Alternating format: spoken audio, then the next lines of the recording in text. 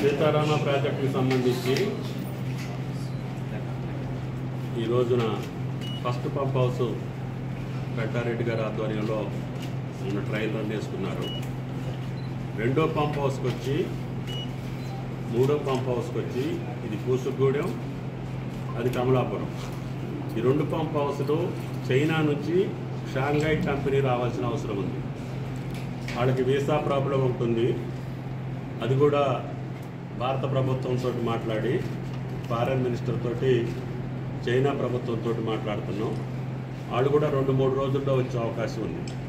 వాళ్ళు వచ్చిన తర్వాత 5-6 రోజుల్లోనే వారం రోజులు టైం ఇస్తే 2 పంప్ హౌస్లు వాళ్ళు టెస్ట్ చేయాల్సినటువంటి అవసరం ఉంది.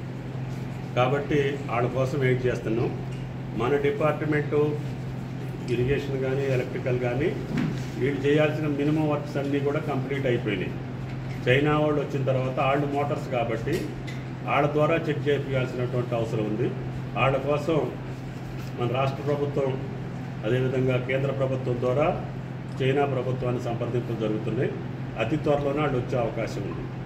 వీళ్ళు వస్తే ఈ నెలాఖరికల్లా ఈ 2 పంప్ హౌస్లు కూడా ట్రయల్ రన్ వేసుకొని ఆగస్టు నెలలో గౌరవ ముఖ్యమంత్రి గారి ద్వారా గోదావరి జలాల్ని Wyra project Enkoor link canal ద్వారా వైరా ప్రాజెక్టుకి తరలించాలనేది రాష్ట్ర ప్రభుత్వం యొక్క ముఖ్యమంత్రి గారి యొక్క ఇరిగేషన్ మినిస్టర్ గారి యొక్క కోరిక. ఈ సంవత్సరం ఇక్కడ కృష్ణా జలాలు అనుకున్న సమయంలో శ్రీశైలానికి నాగార్జున సాగర్కి రాకపోయినా వైరా ప్రాజెక్టు నుంచి ఉన్నటువంటి నాగార్జున సాగర్ ఆయకట్టుతో పాటు లంకాసాగర్ వైరా ప్రాజెక్టు యొక్క ఆయకట్టుతో పాటు మధ్యలో ఉన్నటువంటి మెయిన్ ఇరిగేషన్ ట్యాంకులన్నిటికీ ఫీడ్ చేసి గోదావరి జలాలు పంపించాలని. అదేవిధంగా ఈ పంపులు బిగించి 3-4 సంవత్సరాలు అయింది కాబట్టి ఈ సంవత్సరం ట్రయల్ రన్ వేయకపోతే పంపింగ్లు కూడా ప్రమాదం వచ్చే పరిస్థితి ఉందని చెప్పి నిపుణులు చెప్తున్నారు. అందుకని ఎట్టి పరిస్థితుల్లో ఈ 3 పంప్ హౌస్ల యొక్క మోటార్లు ఫస్ట్ బీజీ కొత్తూరులో ఉన్న 6 మోటార్లు, అదేవిధంగా పూసుగూడెంలో ఉన్న 6 మోటార్లు, కమలాపురంలో ఉన్నటువంటి 7 మోటార్లు, వీటినన్నింటినీ చెక్ చేసుకొని వెటరన్ తీసుకుంటే తప్ప మోటార్లకు కూడా సేఫ్టీ లేదు. సేమ్ టైం జూలూరుపాడు టన్నెల్ అయ్యే లోపల ఈ గోదావరి జలాలు వాడుకోవాలి, ఈ పంప్ హౌస్లు వినియోగంలోకి తీసుకురావాలి. ఈ పంపులకి చెడిపోకుండా చూసుకోవాల్సిన బాధ్యత కూడా రాష్ట్ర ప్రభుత్వం మీద ఉంది. కాబట్టి ఈ ఏన్కూరు టన్నెల్ని, ఏన్కూరు లింక్ కెనాల్ని ఎమర్జెన్సీ మీద ముఖ్యమంత్రి గారి అనుమతితోటి ఈ సంవత్సరం 1 రోజుల క్రితమే పనులు మొదలుపెట్టాం. ఈ నెలలో పనులు పూర్తి చేయబోతున్నాం. అక్కడ దాకా గోదావరి నుంచి 108 kilometres main canal, 104 kilometres, 93%, 97% complete అయింది. కొద్ది లైనింగ్ మాత్రమే మిగిలింది. అది కూడా పూర్తి చేసుకునే అవకాశం ఉంది ఈ సీజన్ తర్వాత.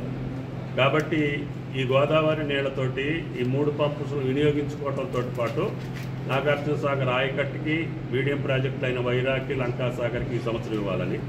యాతాలకుంట టన్నెల్ కూడా నడుస్తుంది. అది కూడా నెక్స్ట్ సీజన్కి దాన్ని కూడా కంప్లీట్ చేసుకుంటే సత్తుపల్లి నియోజకవర్గంతో పాటు అశ్వారావుపేట నియోజకవర్గానికి కూడా గోదావరి నీళ్ళు వెళ్ళే అవకాశం ఉంది. కాబట్టి అధికారులకి, మిత్రులందరికీ దయచేసి తయారై ఉన్నటువంటి 7,800 కోట్లు ఖర్చు పెట్టాం. భవిష్యత్తులో వీటిని వినియోగంలోకి తీసుకొచ్చుకుంటూనే జూలూరుపాడు టన్నెల్, అదేవిధంగా ఫారెస్ట్ క్లియరెన్స్ ఒక 10 కిలోమీటర్లు అవసరం ఉంది. ఇప్పుడు కొత్తగా అలైన్మెంట్ మార్చాం కాబట్టి జూలూరుపాడు టన్నెల్ దగ్గర నుంచి కొత్త అలైన్మెంట్లో 10 కిలోమీటర్ల ఫారెస్ట్ కెనాల్కి క్లియరెన్స్ తెచ్చుకోవాలి. అది పూర్తి చేసిన తర్వాత పాలేరుకి చేరే అవకాశం ఉంది. అక్కడ మునేరు మీద, ఆకేరు మీద ఆర్కిటెక్ట్లు కూడా పూర్తయినాయి. అక్కడ టన్నెల్ కూడా కాబట్టి మనకు అత్యవసరమైంది జూలూరుపాడు టన్నెల్ పనులు మొదలు పెట్టాలి. దాని తర్వాత 10 కిలోమీటర్ల ఫారెస్ట్ క్లియరెన్స్ తెచ్చుకోవాలి. కాబట్టి ఇది ఆ రోజున 13,500 కోట్లతోటి దీన్ని శాంక్షన్ చేశాం. ఇప్పటికి 7,800 కోట్లు, దగ్గరికి 8,000 కోట్లు ఖర్చు అయింది. కాబట్టి ఈ ఖర్చు పెట్టిన నిధులకి సమాంతరంగా మనం సేద్యంలోకి తీసుకొచ్చడంతో పాటు భవిష్యత్తులో దీన్ని వినియోగంలోకి తీసుకొచ్చి ఖమ్మం జిల్లాలో ఉన్నటువంటి కొత్త ఆయకట్టు సుమారు 6-7 లక్షలు, స్టెబిలైజేషన్ నాగార్జున సాగర్ ఆయకట్టు 3 లక్షల దగ్గరగా, 10 లక్షల ఎకరాలు రావాలనేది నా కోరిక, ప్రజల కోరిక. కాబట్టి భవిష్యత్తులో ఇల్లెందు ప్రాంతానికి కూడా మొదట్లో మనం రోళ్లపాడు నుంచి అనుకున్నాం, అది ఇప్పుడు సాధ్యం కాలేదు, అటవీ అనుమతులు డిలే అవటం మూలాన.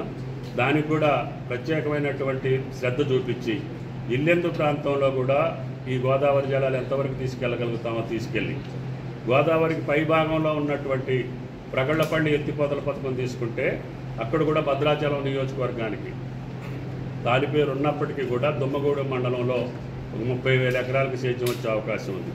అది కూడా ముఖ్యమంత్రి గారి దృష్టిలో పెట్టారు.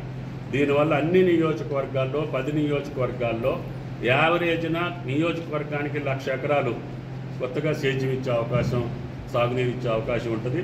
మంచినీటి పథకాలు కూడా వైరా ప్రాజెక్టులో, పాలేరు ప్రాజెక్టులో ఉన్నాయి కాబట్టి వీటికి కూడా భవిష్యత్తులో సాగర్ నీళ్లు రాకపోయినా గోదావరి జలాలతోటే సాగునీరు, తాగునీరు గోదావరి తల్లితోటి మనం తీర్చుకునే అవకాశం ఉంటుంది. కాబట్టి జిల్లా అధికారులు, కలెక్టర్ గారు జితేష్ గారు, పిఓ గారు రాహుల్ గారు, ఎమ్మెల్యే గారు ఆదినారాయణ గారు, ప్రియమైన ఇంజనీరింగ్ అధికారులు సిఈ గారు, మాకు అడ్వైజరు పెద్ద ఆయన, ఈ వయసులో ఆయనకు అవసరం లేకపోయినా ఈ యొక్క లిఫ్ట్ ఇరిగేషన్ ఇంపార్టెన్స్ గురించి ఆయన అయితేనే చేయగలుగుతాడనే ఉద్దేశంతో ముఖ్యమంత్రి గారిని రిక్వెస్ట్ చేస్తే ఆయన గారిని మళ్ళీ ఎక్స్టెన్షన్ ఇచ్చి పంపించారు.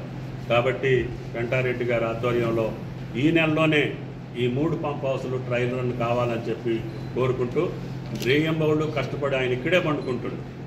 ఏ పని ఎక్కడ పని ఉంటే, ఏ పంప్ హౌస్లో పని ఉంటే అక్కడే వచ్చి పండుకుంటుండు. కాబట్టి ఆయన గారి కష్టానికి తగ్గట్టుగా మిగతా వాళ్ళందరూ సహకరించాలని చైనా టీం కోసం